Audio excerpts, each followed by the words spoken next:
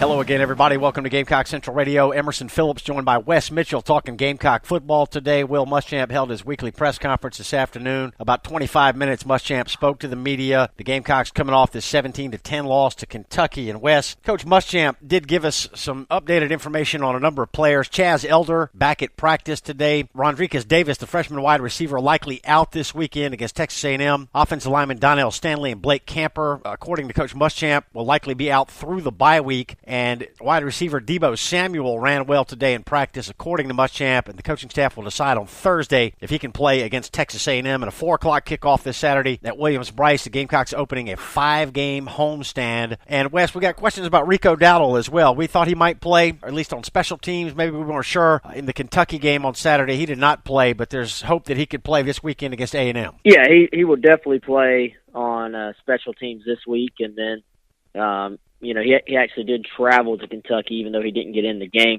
So he'll be on special teams this week, and depending on how practice goes this week, he could actually find himself on the field as far as the offense goes as well. Wes, getting Elder back will help the Gamecock defense. You know, he's been a solid player on the back end of the defense, but the defense has not really been the problem for South Carolina. As strange as that sounds, you know, South Carolina's defense was such an issue last year, but it's the offense that's been plaguing the Gamecocks through 4 games this year. Yeah, and but I think having Elder back, if he is definitely back, they're gonna have him do some contact stuff, as the week goes on, just to make sure that he's ready. So I wouldn't completely count him back yet, but that's a guy that they're going to need when you look at Texas A&M's offense and what they're able to do, sort of how dynamic they are on the edge with their wide receivers.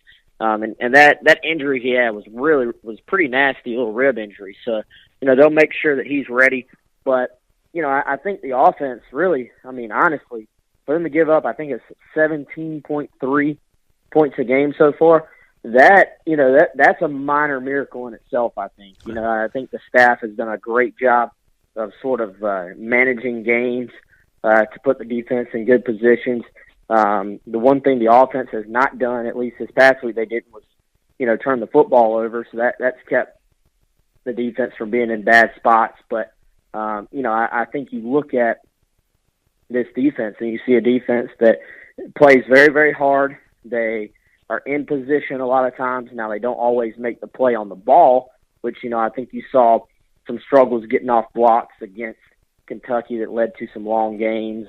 But they hang in there. They're sort of a group that kind of perseveres even when they give up some chunk yardage. And, I think you have to credit them with the strides they've made. Now, that said, I think we're probably – I don't want fans to get the impression that the defense is all fixed. I think when they play some offenses like Texas A&M combined with the South Carolina offense, that's probably not going to be able to score a bunch. Don't be shocked if the South Carolina defense gives up some points this week. Offensive linemen Donnell Stanley and Blake Camper did not play in the Kentucky game. Deebo Samuel missed the Kentucky game. And as we look at some of the statistical numbers the Gamecock offense has put up through 4 games, how much has the absence of these 3 players contributed to the Gamecocks' offensive woes? Clearly, Stanley and Camper are important on the offensive line. But, Wes, the offensive numbers are abysmal right now for the Gamecocks. Yeah, it's been bad. I think that is – the loss of those guys is a part of it.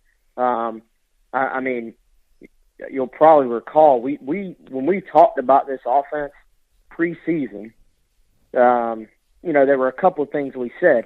One of them was that Deebo Samuel and Brian Edwards had to stay healthy. Obviously, that's not happened with Deebo. And 2, we said this offensive line was going to have to sort of set the tone for the rest of the offense. That obviously has not happened either. So. You can kind of go check by check and see why this offense is bad. A great offense can do basically anything successful. A great offense can both run the football and throw the football, short passing game, deep passing game. The great ones can do it all, and that gives their offensive coordinator the freedom to basically call any play on any down. If a great offense gets hit for a loss on first down, chances are they can pick up 12 yards in the next 2 downs and stay on the field. A good offense, a decent offense, generally has one thing it can lean on, maybe you got a young quarterback, but you've got a good running game. You lean on the running game, take the pressure off your young quarterback. An offense like with South Carolina, they have a true freshman quarterback who's learning on the job, a redshirt freshman running back, and an older running back in David Williams who hasn't played a whole lot, hasn't played well a whole lot in his career. You have a true freshman wide receiver in Brian Edwards, and a revolving door at the other receiver spot where Deebo Samuel is out. Rodriguez Davis looked to sort of have a little bit of a coming out party against ECU. He's hurt now too, so that position has changed constantly. You do have a nice target in Hayden Hurst, who is still sort of learning the position, but again, even though he's 23 years old, he hasn't played a ton of college football at the tight end position. So you add all those things together, and you see what you have right now. There's literally zero margin for error. Look at a South Carolina drive and then break it down to a segment of downs, to 3 downs. South Carolina has to execute on all 3 downs to get a first down. And then that has to happen, 5-6 times within a drive, depending on where they are on the field, to score a touchdown. There's no consistency, because if they get behind the sticks on first down, then chances are that sequence of downs is already screwed. You're already going to punt, basically. Yeah. So in my opinion, if you really just look at it from a percentages and mathematical standpoint, since they don't have anything they can lean on right now, every play call has to be perfect, and then it has to be executed perfectly, because they don't have enough athletes to sort of, I guess you would say, take a mistake and absorb it and keep playing well. So, you look at the issues offensively, and you almost, I know different people have different reasons. Say, well, you point out this, point out that for why the offense is struggling. All of the reasons are probably right, because it's some combination of all of these things, and that's why, to me, why they've been so bad, because there's just simply no margin for error, and that expands to the football team too, not just the offense, because look at this: running into the kicker on the punt, that's a 3-point swing. Punt return for touchdown gets negated by a block that had nothing to do with the play. Fenton was already past those guys. That's a 7-point swing. And then Jamarcus King's interception gets taken away by pass interference, which South Carolina, you figure, even if you're being conservative, that Elliott Fry makes that field goal. So conservatively, we'll make that a 3-point swing. That's 13 points swung against South Carolina when you have an offense that's struggling to score points. So there's just simply, even against Kentucky, which is not a good football team, I thought it was interesting. The announcers kept saying Kentucky's defense had gotten well against South Carolina, and I kept saying, no, South Carolina's just not executing on offense. The plays were there to be had. There just was no consistent execution. So right now, to steal Steve Spurrier's favorite saying, it is what it is. There's no margin for error with this offense or with this team, and in close ball games, you can't shoot yourself in the foot. So they're going to have to, long-term, recruit themselves out of this, but short-term, these young guys are just going to individually have to sort of keep growing, getting better, and then as an offense, in theory, maybe all these guys can sort of grow up together, especially once you start getting some of your starters back healthy as well. Tuesday edition of Gamecock Central Radio here. Emerson Phillips with Wes Mitchell. We invite you to download the Gamecock Central Radio app. We've got a free phone app. It's available on the App Store and on Google Play. To subscribe to the podcast, search for Gamecock Central Radio. We're on iTunes, SoundCloud, and other popular services, or visit radio.GamecockCentral.com. Wes, South Carolina 2-2 overall and 1-2 in the SEC. Interesting that nobody in the SEC has played 3 conference games, and nobody in the league has played 3 road games. So South Carolina getting set to open up this 5-game homestand.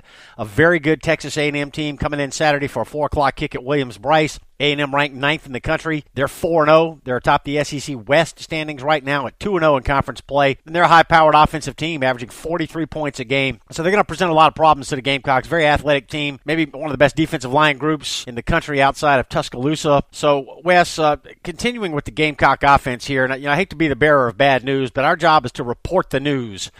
And the simple fact of the matter is that right now, Gamecock offense is not good. 127th in the nation in scoring offense at 14.3 points per game. That's next to last in all of FBS football. There's 128 teams playing FBS, and the Gamecocks are 127th in scoring offense. South Carolina dead last in the SEC in rushing at 90 yards per game. That's 40 yards per game less than the next worst team in the SEC in terms of rushing offense. 124th in the country in total offense. Third down conversions, the Gamecocks are 18 of 58. That's 31%. That ranks 110th in the country.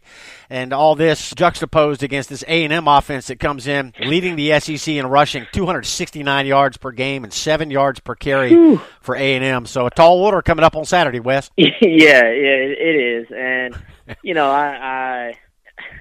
I think it's one of those games where you always have to – you never say never, especially when you're talking about college football. But